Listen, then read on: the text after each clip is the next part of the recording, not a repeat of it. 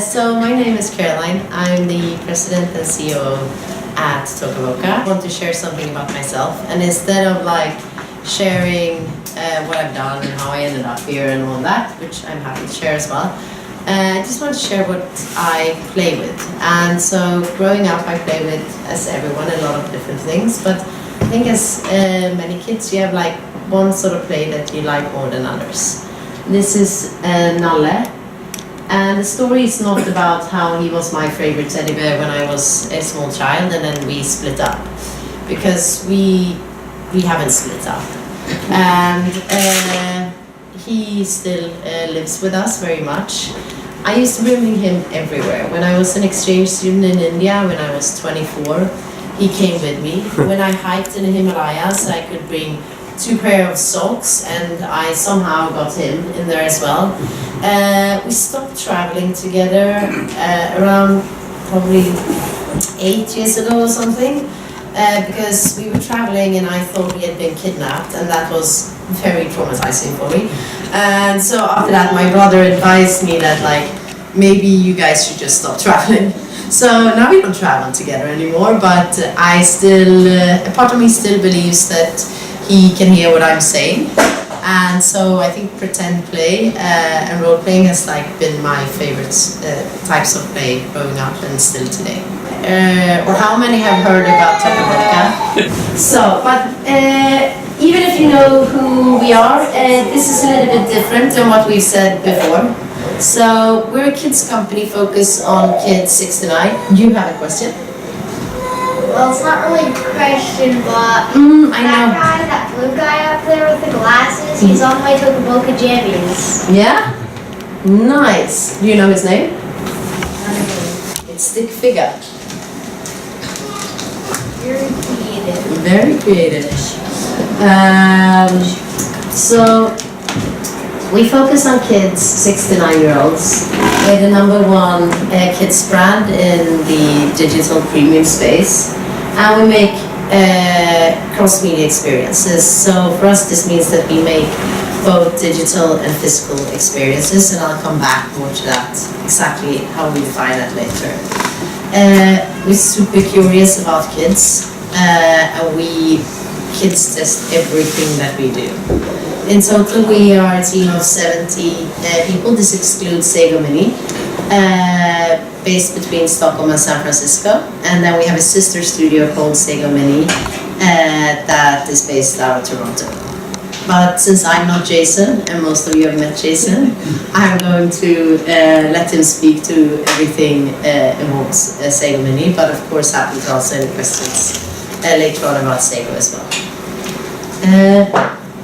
This is one of the only numbers I've showed, but it's our growth in terms of downloads.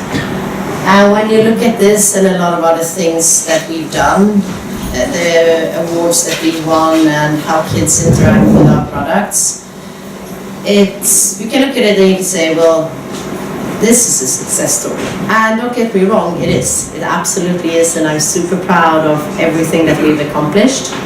But this is what it felt like during last year. For me and for many people at Toca Boca, we felt completely lost at sea. And so what I wanted to do today is I want to share what happened, how did we end up in this boat in the middle of the sea, and where we're going today. And the reason I wanted to do this is because even though it's great to learn from success, again, happy to answer any questions around that, I often find that it's good to learn from people's lessons and mistakes. So I wanted to try to just be as transparent as possible about how the last few years have been for us and how we ended up where we were last year. But to do this, we need to do a little bit of time traveling. So, in 2014, 2015, we had high quality products, we had a lot of engaged users, we had stable revenues, and we had profit. We felt like this. But then something happened. paid market in the app space started to decline. And it caught us really off guard, even though we were like very into research and we were looking at the data, but we were like, this wasn't supposed to happen, like this was not in our plan at all. I saw all 3 of those guys today. Yeah, you know, we're getting half of them caught out, but like there you have the full guy on that slide. It's like a little bit improved version for you and me. do we want No, it's all good. We can go like this. Okay. So we started asking ourselves, well, if our market is declining, how are we going to continue to grow? How are we going to continue to reach more children? So this is what we did in 2015 and 16. We wanted to continue to grow, but the market wasn't supporting our growth. So we started looking for financing. And this ended up, as you probably all know, everyone, that we, in a sell-side process. So we were sold as a company from Bonnier to Spin Master. We also, one of the things that we were looking for financing for was a video service that we named Toca TV, which meant that we set up a third studio in Brooklyn. We decided that we were going to go into licensing, and we said, well, can't we continue to remain number one and grow in a declining market? And then we had all of the growing pains of any other startup. Just to mention a few of the things that we took on and that sort of happened to us. For me, I had like the best thing that ever happened to me, and if you haven't met her, you've heard her. Teddy, she's here, which was amazing for having worked for a long time at a children's company to finally become a mother. But it was a lot. This is probably what someone should have done, like, hey, are you sure all of these things are a good idea? Not us. This is what we did. We were like, this is great, let's do this. So, this is what we did in 2017. Or fall 16. We launched Toca TV, and we closed Toca TV. We launched with Target. We integrated with our new owners. And we reorganized to try to make everything work. So we really set up an organization to support Toca TV, going into licensing, and keep on investing and growing our digital toys. And now I'm afraid there is a number missing. We grew 5% year over year in a declining market. And now you might think I don't want to share this number, but I do. I didn't know the number. But we grew with over 20% year over year, 17 to 16, in a declining market. And again, you can look at parts of this and say, well, that sort of was some success in there. But it felt like this. We were completely lost at sea in terms of who we were, what we wanted to do, where we were going, and it resulted in a lot of people, including myself, feeling lost and being lost. And it also resulted in a lot of great people that have helped build Toca Boca and build our products leaving the company, which was very, very, very painful. So, where do you go from that? This is where we're going in 2018 and beyond, and also a little bit of how we decided that this is where we're going. I'm looking at my time, and I still have 4 minutes before the sun sets. So I'm gonna keep on going for a little bit. Look for the perfect cliffhanger.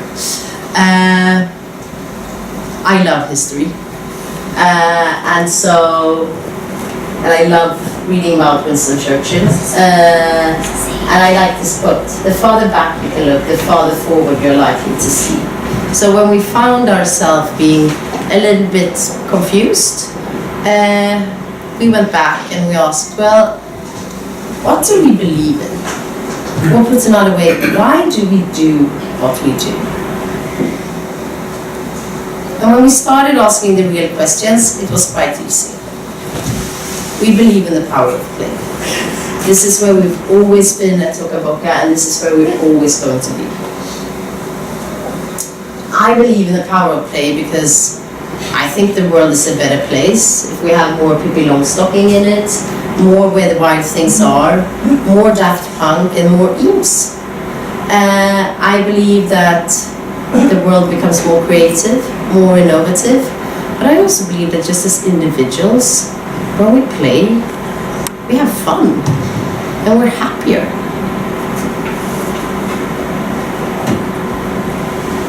I also believe that as a community, when we play, this is one of the few situations where we sort of completely lock ourselves out of what's going on around us, and we play together as humans, and we leave all of the conscious or unconscious biases that we might bring into an interaction.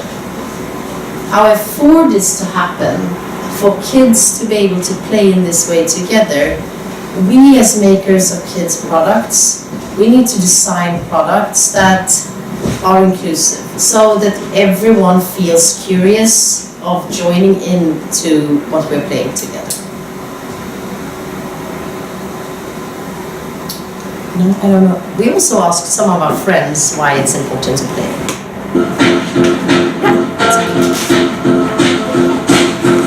It helps you improve your life, it makes you more happy, it doesn't make you all stressed and stuff like that.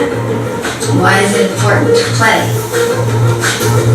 To have fun and just like when you play around, it's just really fun to do. To remind yourself that To enjoy life. yeah, that life is fun. Instead of like, I'm sitting at a desk and I have to get all these bills done, and like, oh my gosh, my family, oh my gosh, like, yeah, stuff like that. You have to think about like, well, life is fun, life is short, so you try and play. Yeah. But then, next question was, well, then who do we do things for?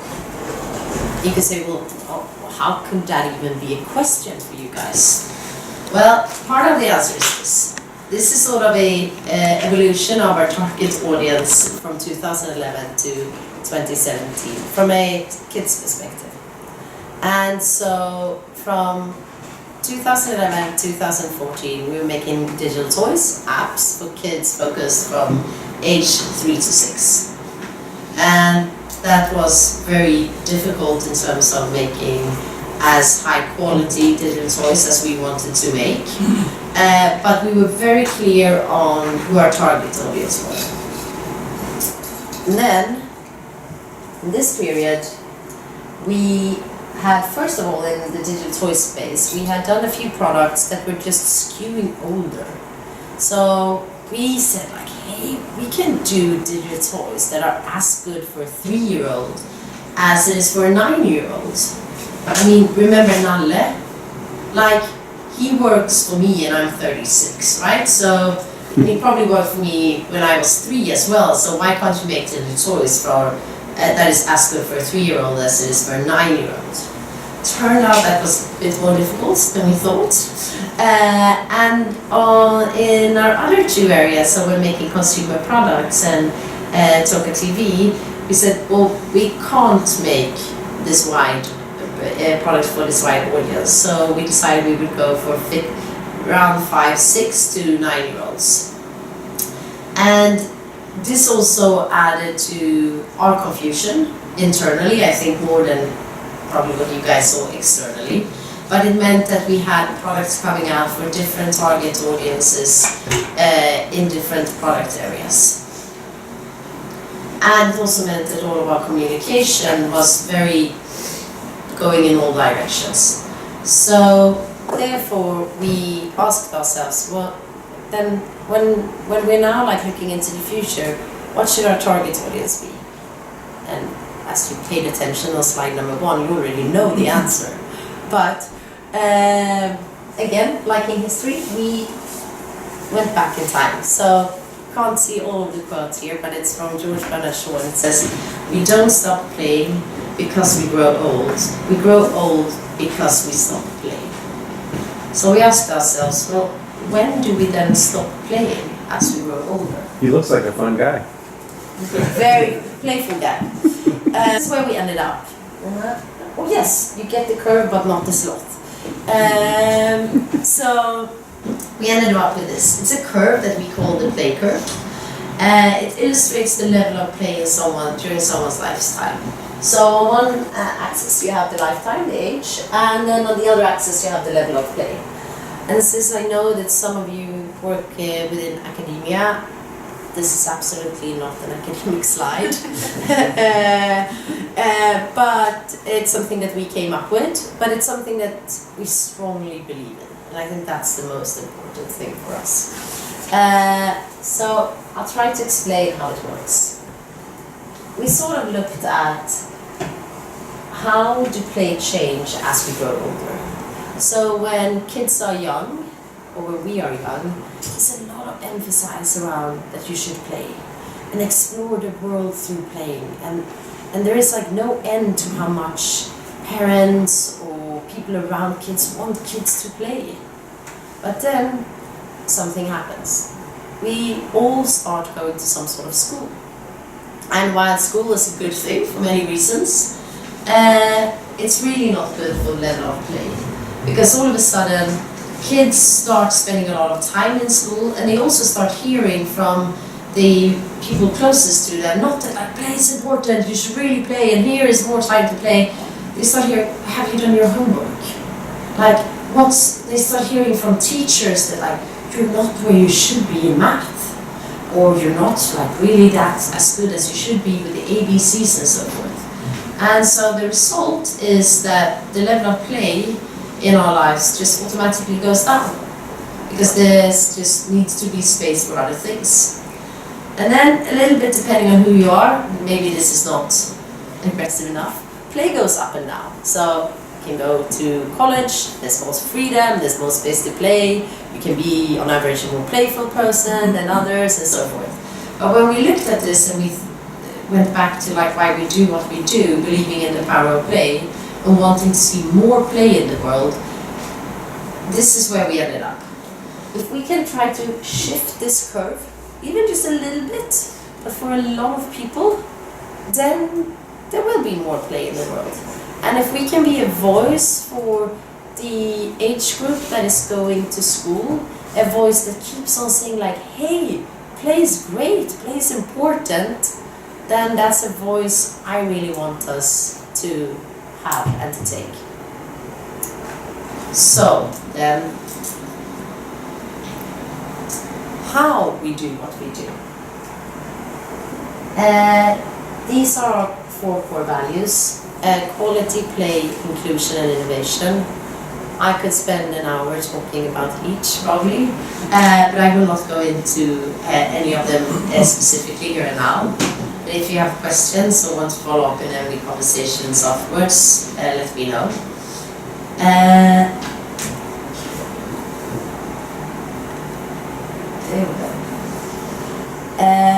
In addition to our core values, one thing that has always been key for us, and I think for everyone that is here today, is doing everything we do from a kid's perspective.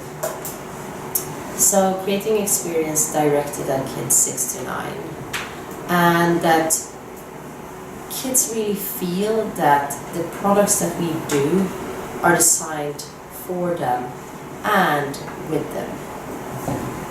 Everything we do together with kids. Kids testing is at the center of everything that we do.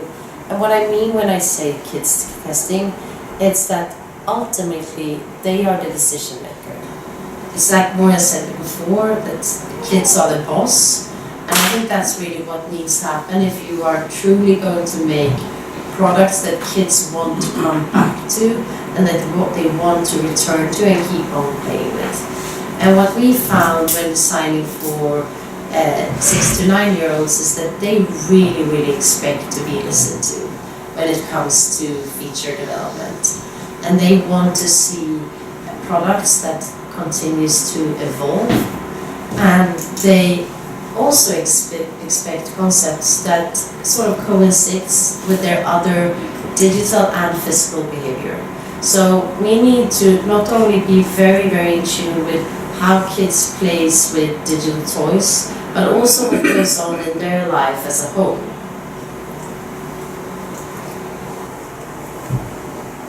So with all of this, where are we going?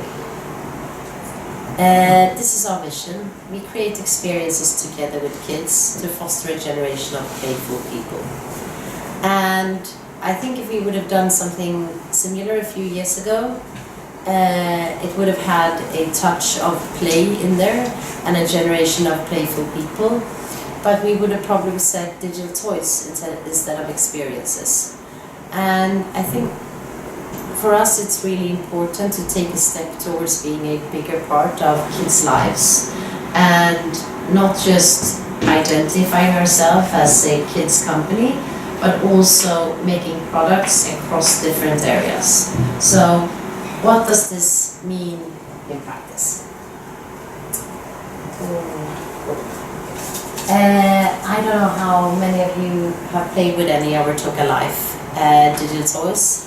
It's a role-playing concept that we launched a few years back.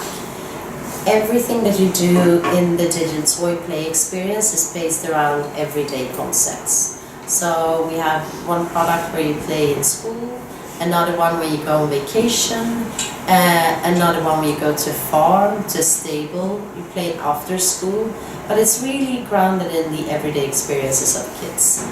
But what was so fascinating is that we also saw that kids used these products not just as a digital toy experience, but to express everyday stories from their lives together when they were meeting each other, sharing it in letters to us, but also in different social channels, telling small stories about, today I went to the mall with my mom, to the story I told Warren just previously, kids sharing stories about more difficult moments in life. I remember this picture from a church with a coffin, and in the coffin was a parrot. And then there was a Toca Life character crying, saying, my parrot died today, it's my best friend, I'm so sad. And so it really has become a vehicle for kids to share these stories and the stories that they have in their everyday life, to express who they are in maybe a way that is easier than posting about themselves in first person. And so what we're doing now is that we're creating this into a cross-media experience with our digital toys, with our consumer products, stories, and different sort of self-expression tools. But for this to work, it needs to be very, very integrated. It needs to be deeply connected. And there's a lot of things that we have run into when going from digital toys to broader categories. So I thought I would share some of them. This is one of them. Toca Life has over, I think, 300 characters today. Everything we do with inclusion in mind. We do not want any children to feel excluded from Toca Boca by the way that they look, if it is from different colors of your skin, to body types, to body function, and so forth. And that means that with Toca Life we have this crazy universe with characters that is just ever growing. But when going into consumer products, the first question you get is, so which one is your main character? And we were like, oh, I don't know, we have so many. Which one do you want? That was sort of our first answer to this. So we had to spend a lot of time really thinking through who we wanted our core characters to be, but also how we can continue to play and create digital toys that has this open-ended role-playing at the core of it and not destroying that play experience for kids. So our digital toy experiences, they will continue to expand with more and more characters to ensure that more and more kids feel represented in the Toca Life universe. But then we will have a set of core characters that are also designed with inclusion in mind, that are different than a lot of other core characters that you would see from cross-media experiences, but that we feel represent our users and us in a very good way. The other thing that we ran into trying to create cross-media experiences is this. You might have seen this slide before because we have used it before. At the top you see screenshots from this is Royal, now I'm going to say a word that I, according to one of my colleagues, cannot pronounce. I think it is salon and not saloon. Saloon is the cowboy thing, right? So up until 24 hours ago I was saying saloon. But it's the salon. And it's a product where you play with hair. And it is intentionally designed as a princess theme. And so it's designed by someone who thinks that this is what young girls want to play with, and that young girls are the ones that should and want to play with hair. Below you will see our version of the same play pattern. It's Toca Hair Salon 3. They just look very differently. Our characters, some people would say they look weirder, others would say they represent the kid universe in a different way. I'm very happy to say that our products outperform the top one several times, and that it keeps us being one of the most loved and used apps in the App Store. But we were also able to do this because the App Store is not blue and pink. It's great, so we were able to launch these sort of products. And this is what the physical toy shelf looked like. So this is what we're facing. And this is concerning because, as we all know, play is, that's how kids explore and they sort of get to know the world.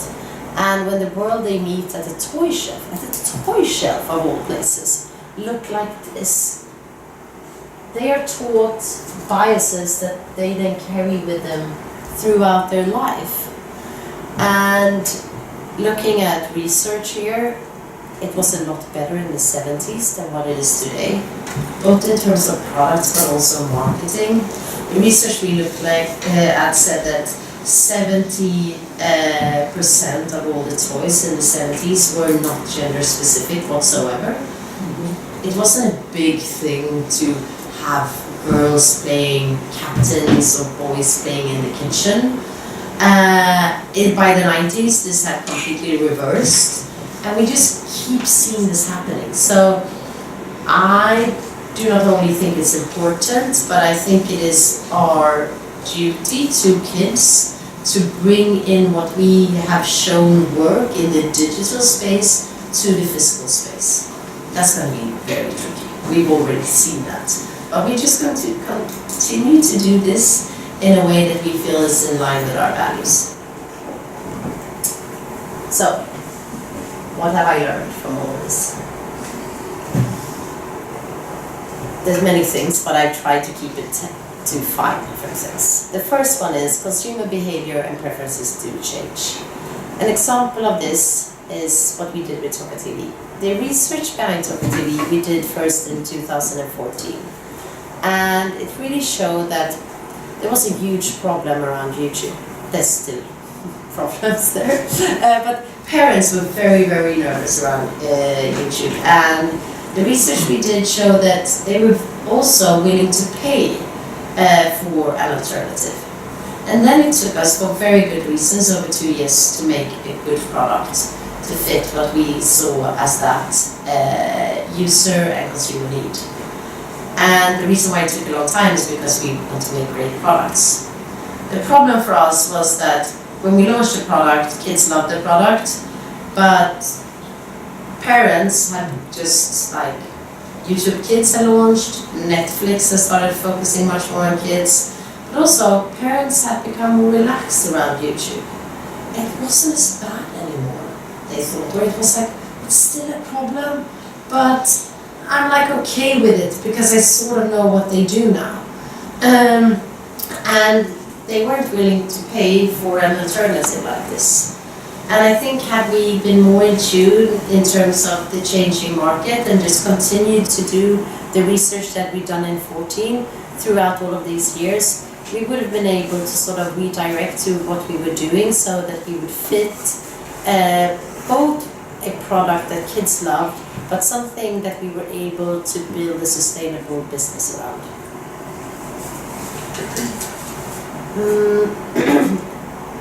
Second learning, also around Toca TV, but also around many things we did really. Was the most extreme example, was to aim for success but not budget for it. So in parallel to us investing and building up for Toca TV, we were selling the company. And everyone wanted to see growth, right? You don't want to buy a company that is declining or not growing at all. But we had seeing the decline in the paid market, so we did absolutely not want to overpromise anything in the digital toy space. Which is ironic, seeing that we're now growing 20% year over year. But this is what we felt back then, and like we cannot promise this at all. And everyone's eyes, of course, went to Toca TV and to licensing and all the great success we were going to have there. So we felt really pressured to put a lot of success into our targets. And what then happened, because Toca TV was a completely new venture for us, the costs ended up being higher than anyone had anticipated. And I think this is just true for anything new that you do. I think the first year of Toca Boca's existence, the first sort of version of how many products we were going to do per year was like we were going to do 30 products per year. We didn't do that our first year, and today we do 5, and I think that's a lot. So I think it just says something about when you do something new, you don't really know how big it's going to be or how much it's going to cost, especially when you're doing what we did with Toca TV, which was a product that no one had really done before. And so this led to a situation where we were playing with fire, because we were just optimizing up our revenues to show growth, but also to be able to invest more in a product that we really believed in. And the only way of investing more was pushing up our revenues even more. And this became such a vicious cycle. So by the time we launched Toca TV, we were absolutely not set up in a way to make the product justice.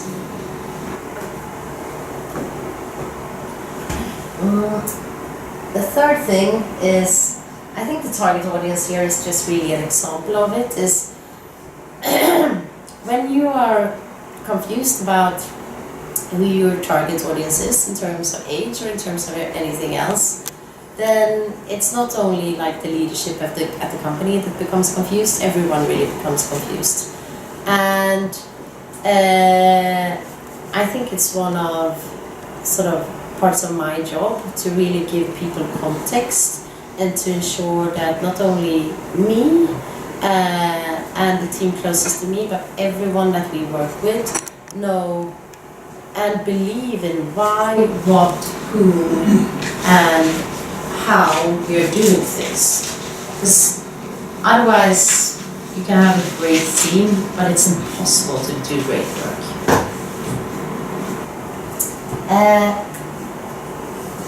It's difficult to put out more than one fire at once. This is another way of saying there was a lot of things going on, and not all of them were things that we took on. Some of the things were things happening to us, but somewhere along the way we should have just said no to at least something, I guess.